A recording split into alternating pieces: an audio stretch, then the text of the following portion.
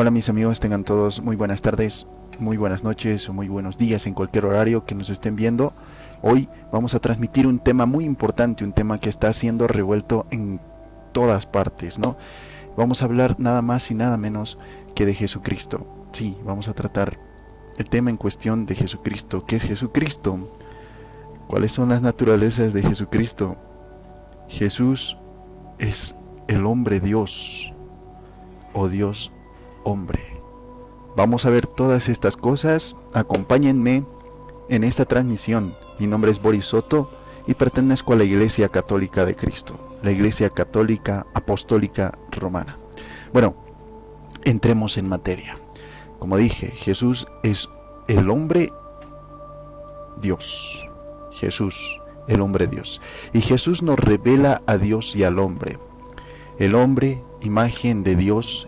Jesús no solo revela a Dios, sino que desde el punto de vista cristiano, desde el punto de vista católico, revela también lo que es el hombre. ¿Por qué? Pues bueno, porque el hombre desde el capítulo 1 del Génesis ha sido creado imagen de Dios. Hagamos al hombre a nuestra imagen, a nuestra semejanza. Dice el texto en Génesis capítulo 1, versículo 26. Los padres de la Iglesia han solido interpretar este texto en el sentido de que el hombre ya está hecho a imagen de Dios y a lo largo de su vida tiene que irse haciendo semejante a Dios.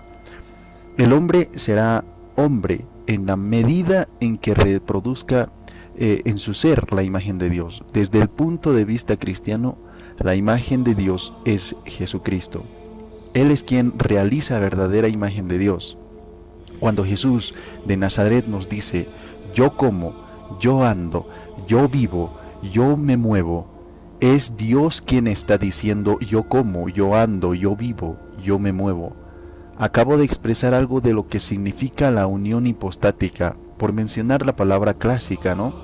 Por tanto, al ver al mismo Señor Jesucristo vemos la verdadera imagen de Dios, la imagen de Dios mejor realizada. En consecuencia, pues vemos al mismo hombre más perfecto, al verdadero hombre, y todos los demás seremos hombres en la medida en que nos realicemos en nosotros la misma imagen de Jesús.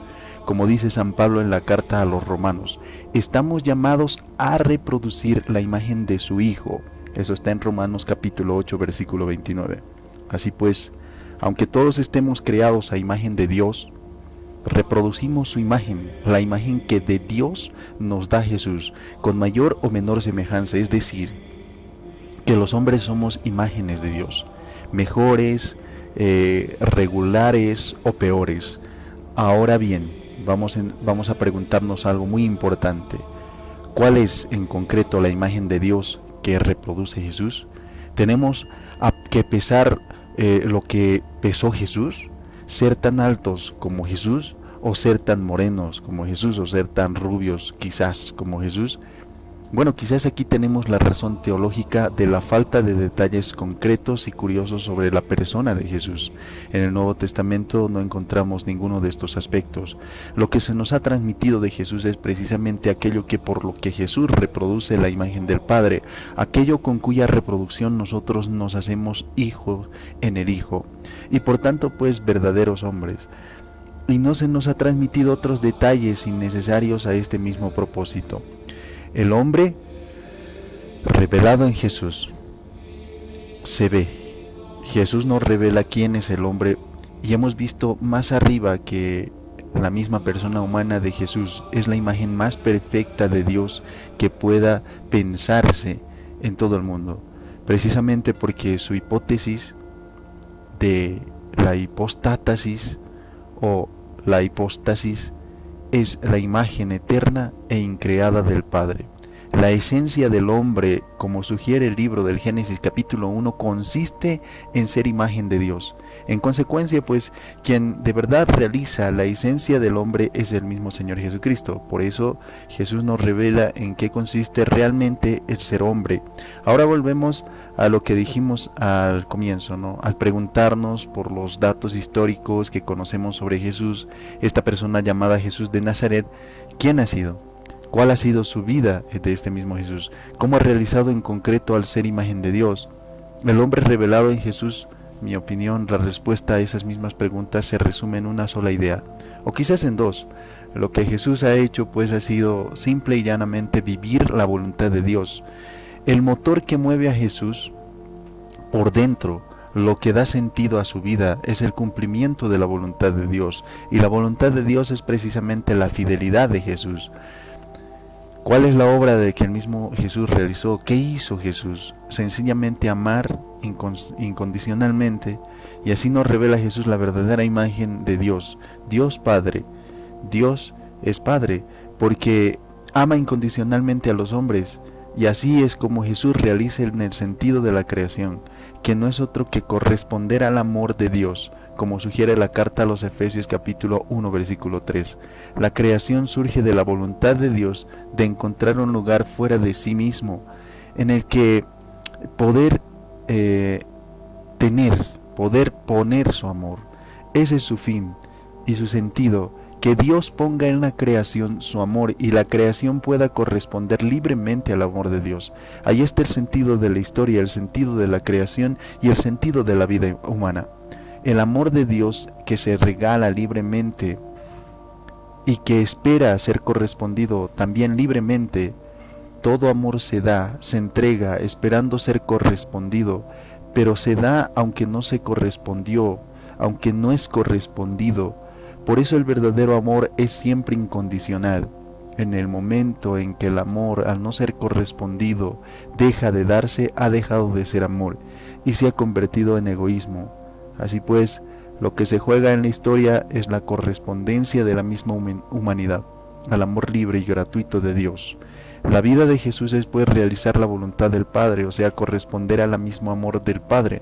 Pero la persona de Jesús, como decíamos antes, asume como un cuerpo suyo a toda la humanidad, a toda la creación. Así pues, en Él toda la humanidad y toda la creación han realizado ya su objeto. Su fin y su sentido han correspondido al amor libre, incondicional y gratuito de Dios. Ser hombre consiste pues exactamente en esto, corresponder al amor gratuito de Dios. Hay un pasaje en el Evangelio de Mateo capítulo 5 versículo 48 y en su paralelo también en Lucas capítulo 6 versículo 36 que resume muy bien lo que quiero decir. Sed perfectos como vuestro Padre Celestial es perfecto. Así dicho, la frase no parece tener mucho sentido. ¿Es posible ser perfectos como Dios? ¿Dónde está nuestra perfección análoga a la perfección divina? ¿Cómo se nos puede invitar a ser perfectos como Dios? O sea, hay que leer la línea siguiente. El Padre Celestial hace salir su sol sobre buenos y malos, y llover sobre justos y pecadores. Dios no hace que llueva sobre el campo de los buenos y deje de llover sobre el campo de los malos. Dios no hace que salga el sol sobre los que van a misa el domingo y no salga sobre los que no van a misa, sino que el amor de Dios es incondicionado, ama a justos y también ama a injustos, a buenos y malos. Esa es la imagen que reproduce Jesús y esa es la perfección de Dios que nosotros tenemos que imitar. Jesús ha sido totalmente un hombre auténtico. Dice la carta a los hebreos que Jesús es igual en todo a nosotros, menos en el pecado. Hebreos capítulo 4 versículo 15.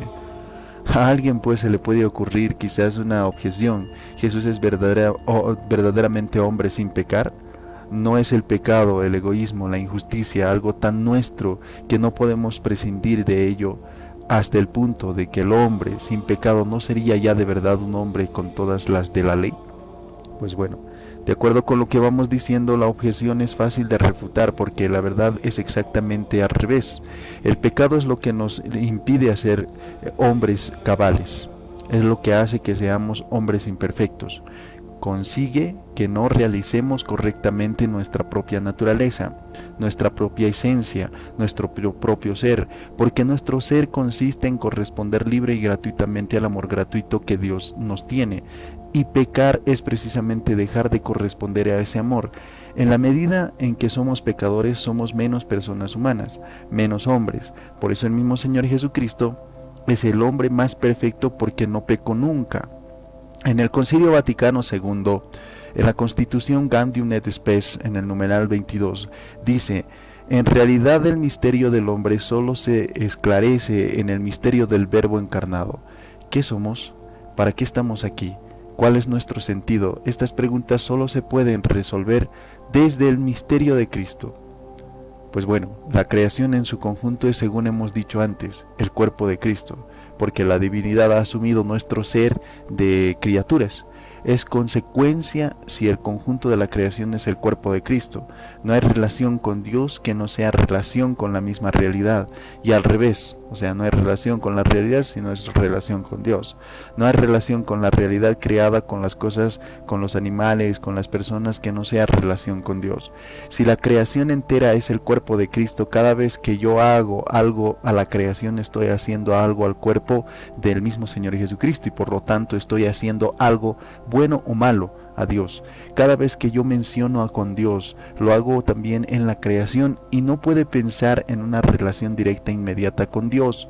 Por eso puede decir San Juan en su primera carta, capítulo 4, versículo 20, quien no ama a su hermano a quien ve, no puede amar a Dios a quien no ve. Hace algunos años se hizo una encuesta, ¿no?, en muchos conventos de religiosas españolas. Era una encuesta en la que había que puntuar los diversos ítems, algo parecido a lo que se hace pues en las evaluaciones de la docencia.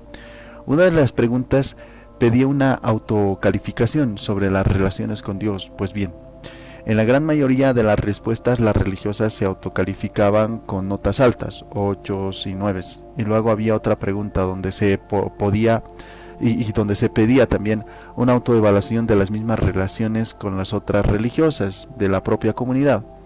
Ahí ya se calificaban más bajo, aprobados, raspados, o también y algún que otro suspenso, ¿no? Lo que está claro es que la nota que califique nuestras relaciones con Dios y nuestras relaciones con los demás solo puede ser la misma. Si la nota es alta y la otra baja, eso quiere decir que hay engaño en la percepción.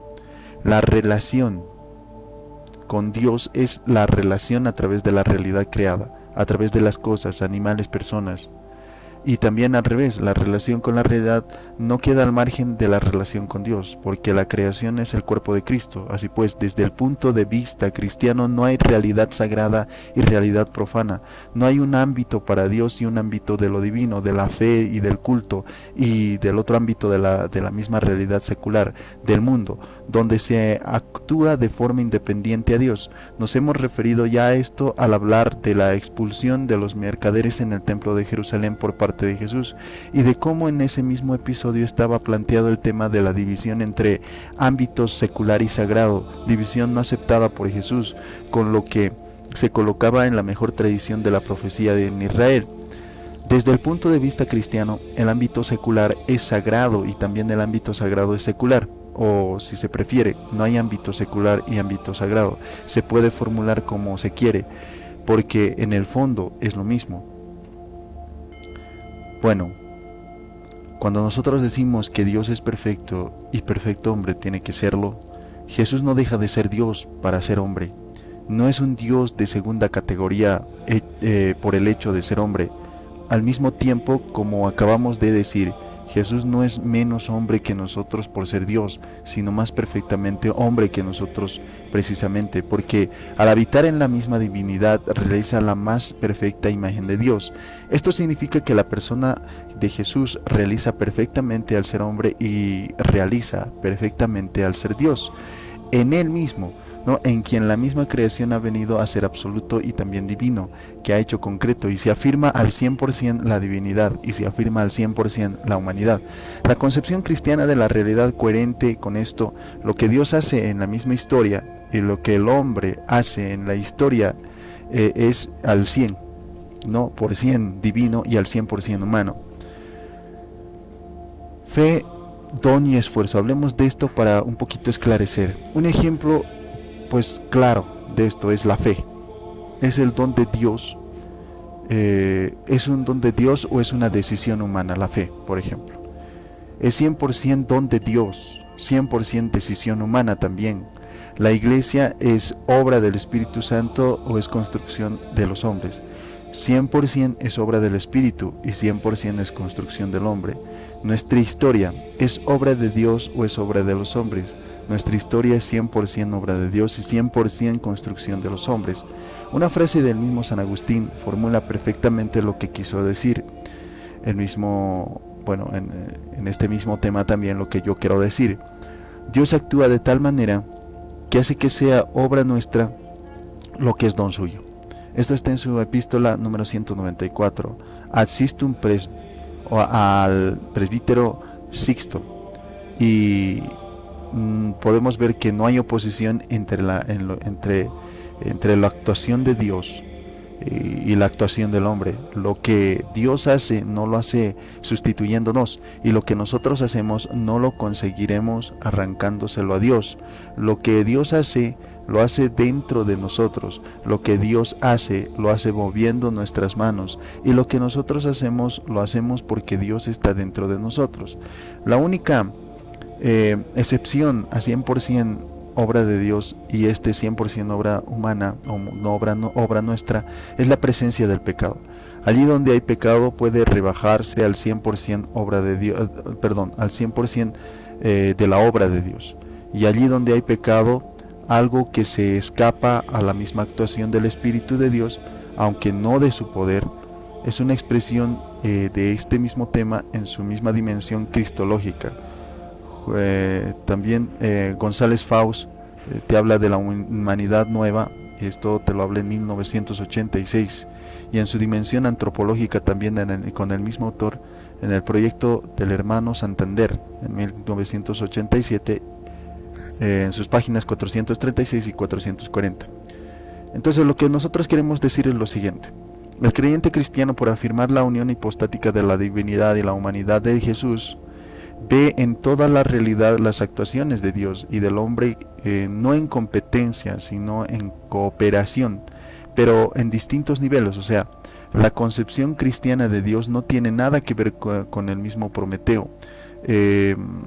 Como se sabe, pues según el mito griego, Prometeo intenta robar el fuego a los mismos dioses y lo consigue, pero es castigado por su osadía. En la concepción cristiana, Dios y el hombre no pelean entre sí por nada, porque el interés de Dios es el hombre, hasta tal punto que cuando el hombre Jesús dice mis intereses, es Dios mismo quien está diciendo mis intereses. No hay competencia entre hombre y Dios, porque Dios se ha encarnado, porque Dios se ha unido a nuestra humanidad creada y a nuestra historia. Y esto también lo puedes encontrar en el libro de Justo Ramón Bustos Sáiz, en la Cristología. Vamos a hablarte un poco más de Jesús como Dios y hombre, o como Dios hombre. Acerca de la humanidad del mismo Señor Jesucristo se puede asumir posiciones teológicas diversas. La tradición fragó dos posturas, cuya vigencia no ha perdido nunca actualidad. Ambas se asientan sobre los evangelios y sobre el dogma cristológico tal como fue definido en el Concilio de Calcedonia en el año 451. Allí se define, en el Concilio de Calcedonia se define pues de forma irreformable y decisiva para la fe posterior, la real humanidad y la verdadera divinidad del mismo Señor Jesucristo. En Jesús subsisten en la unidad de la misma persona divina del Verbo eterno, dos naturalezas distintas, sin confusión, sin mutación, sin división y sin separación. Esta formulación llena de tensiones permite dos líneas que se han formulado también en la historia de la misma teología. Una de ellas acentuará en Jesús Dios hombre la divinidad y la humanidad. O sea, Jesús Dios hombre, la divinidad, y la otra la humanidad. La transferencia de los acentos marca opciones de fondo diferencial o de fondo diferentes, que llegan también a construir verdaderas escuelas. En el Nuevo Testamento será el Evangelio de San Juan el que ponga también el relieve de la divinidad de Jesús, en tanto que los mismos sinópticos destacan su humanidad. En el mundo antiguo, por ejemplo, la escuela de Alejandría representaba la primera tendencia y la escuela de Antioquia la segunda. Ambas corren el riesgo de caer en herejía. El el monofisistísimo, ¿no? O el monofisístimo, que afirma también la vigencia de la única naturaleza de Jesús. El monofiticismo. El monofisitismo es algo bien importante. Es algo que nosotros tenemos que estudiarlo. Afirma la vigencia de la única naturaleza de Jesús, la divina. Y esto te lo enseñaba la escuela de Alejandría. Y el arrianismo, que defiende de tal modo la dualidad de naturalezas que corre el peligro de romper la unidad de la persona y de hacer primar la naturaleza humana de Jesús, quedando la divinidad como algo extrínseco, ¿no? Y paralelo. La escuela de Antioquía también te defendía eso. En el mundo medieval encontramos la escuela tomista, que estudia a Jesús preferentemente a partir de la misma divinidad, y la escuela franciscana, que lo hace a partir de la humanidad. Por formación espiritual y por opción fundamental, nos orientamos también por la escuela franciscana, de tradición sinóptica, antioqueña y también escótica. En la humanidad total y la completa de Jesús es donde nosotros encontramos a Dios. En la unidad total y completa de Jesús encontramos a Dios. La reflexión sobre la muerte y la cruz nos brinda también la oportunidad de pensar radicalmente acerca de la misma humanidad de Jesús. Tal vez algunos cristianos habituados a la imagen tradicional del mismo Señor Jesucristo, fuertemente marcada por su misma divinidad, puedan tener dificultades con la misma imagen que aquí dibujamos en los mismos rasgos de nuestra propia humanidad. Y sin embargo, pues es preciso abrirse a la misma verdadera humanidad de Jesús. En la medida en que nosotros aceptamos nuestra propia humanidad con toda la abismal dramaticidad que pueda caracterizar nuestra existencia, en esa misma medida adherimos un camino para una aceptación profunda de la misma humanidad de Jesús. Y no es menos verdadero el proceso inverso, en la medida también en que acojamos al mismo Señor Jesucristo tal como nos las pintan los mismos evangelios, particularmente los evangelios sinópticos, con su vida cargada de conflictos y con su vía dolorosa, en la proporción en que tomemos también particularmente y absolutamente en serio la encarnación en cuanto vaciamiento, si en cuanto a alimentación y alineación de Dios. En esta misma proporción también nos aceptaremos a nosotros mismos con toda nuestra fragilidad y miseria, también sin vergüenza y sin humillación. La imagen ordinaria que tenemos de Dios es deudora a la misma experiencia religiosa pagana y la del Antiguo Testamento. La reflexión sobre la misma humanidad de Jesús, que es la de Dios, nos revela también el rostro legítimamente cristiano de Dios. Rostro inconfundible, inintercambiable. Sin duda que se trata siempre del mismo misterio experimentado por paganos y cristianos, pero en Jesucristo Él se ha revelado. Él ha revelado su propio rostro, un rostro insospechado, el del humilde justo sufriente, torturado, ensangrentado, coronado de espinas y de muerte, tras un misterioso grito de aflicción lanzado al cielo, pero no contra el cielo. Un Dios así es alguien extraordinariamente cercano al drama humano, pero también es alguien extraño. Es de una extrañeza fascinante, ¿no? Similar a la que nosotros, a la que los mismos abismos de nuestra misma profundidad podemos imaginar.